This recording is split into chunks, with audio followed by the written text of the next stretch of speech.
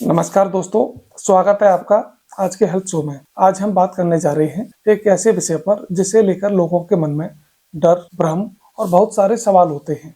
विषय है इंसुलिन कब जरूरी होती है। दोस्तों, जैसे ही किसी डायबिटीज मरीज को डॉक्टर इंसुलिन लगाने की सलाह देते हैं, उसके मन में एक साथ डर बैठ जाता है। लोग सोचते हैं कि अब बीमारी बहुत ज्यादा बढ़ गई है, अब हालात गंभीर है, अब जिंदगी भर एक इंजेक्शन लगाना पड़ेगा।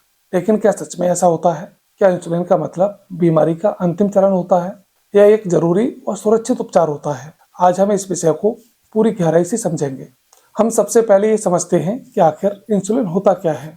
इंसुलिन एक हार्मोन होता है जो हमारे शरीर के पैनक्रियाज नामक अंग में बनता है।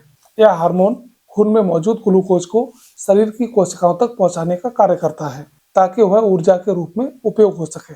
जब शरीर पर्याप्त मात्रा में इंसुलिन नहीं बना पाता या फिर बनी हुई इंसुलिन को ठीक तरीके से काम में नहीं ले पाता, तब खून में शुगर बढ़ने लगती है। यही स्थिति आगे चलकर डायबिटीज कहलाती है। डायबिटीज मुख्य तरह से दो प्रकार की होती है।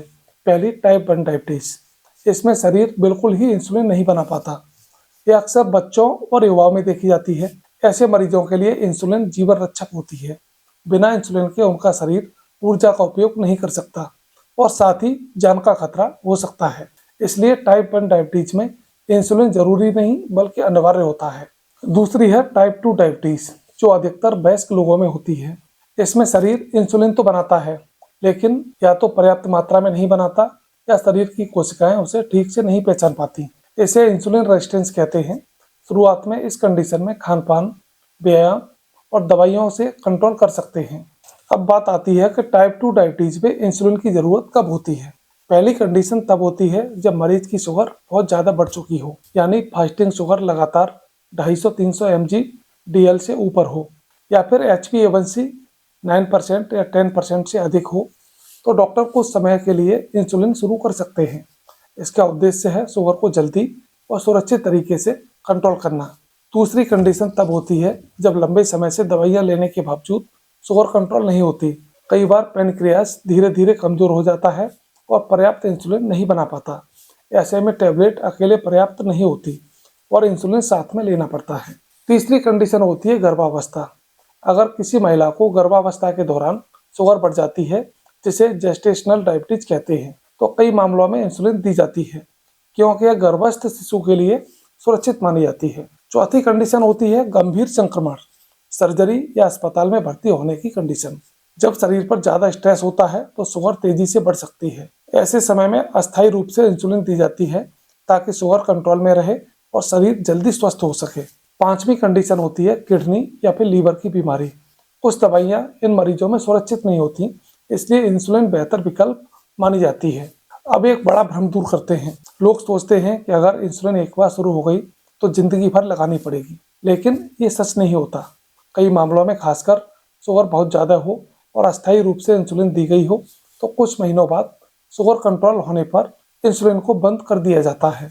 लेकिन कुछ मरीजों में, खासकर जिनका पैनक्रियाज बहुत कमजोर हो चुका है, लंबे समय तक इंसुलिन की जरूरत पड़ सकती है। यह कमजोरी नहीं बल्कि शरीर की आवश्यकता होती है। इंसुलिन से डरने की जरूरत नहीं होती।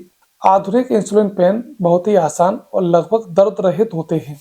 आजकल पतली सुइयों का उपयोग भी होता है, जिससे इंजेक्शन लगभग महसूस भी नहीं होता। अब बात करते हैं इंसुलिन के फायदे की। जब शुगर बहुत ज्यादा होती है, मरीज को कमजोरी, वजन कम होना, बार बार पेशाब आना, ज्यादा प्यास और थकान जैसे लक्षण होना, इंसुलिन शुरू करने से ये लक्षण जल्दी ठीक हो सकते हैं। साथ ही आंख, किडनी और हृदय पर होने वाले नुकसान को भी कम कर सकते हैं। अगर शुगर लंबे समय तक ज्यादा रहे तो शरीर में एसिड जमा होने की कंडीशन बन सकती है, जिसे डायबिटिक कीटोएसिडोसिस कहा जाता है। यह जानलेवा हो सकती है। ऐसी कंडीशन में इंसुलिन तुरंत दी जाती है। दोस्तों, याद रखिए, इंसुलिन कोई सजा नहीं, ये एक सुरक्षा होती है। यह शरीर को वह देता है जो शरीर खुद पर्याप्त नहीं बना पाता। इंसुलिन लेते समय सावधानियां भी बहुत जरूरी होती हैं। सही समय पर लेना, सही मात्रा में लेना और ब्लड शुगर की नियमित जांच करना बहुत महत्वपूर्ण होता है। बिना डॉक्टर की सलाह के डोज बदलना खतरनाक हो सकता है।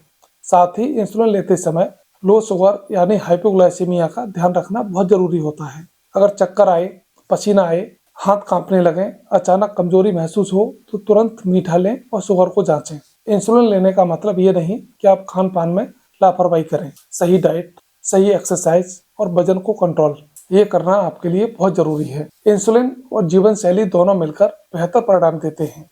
और अंत में यही कहना चाहूँगा, अगर डॉक्टर आपको इंसुलिन की सलाह दें तो डर या शर्म की नज़र से न देखें।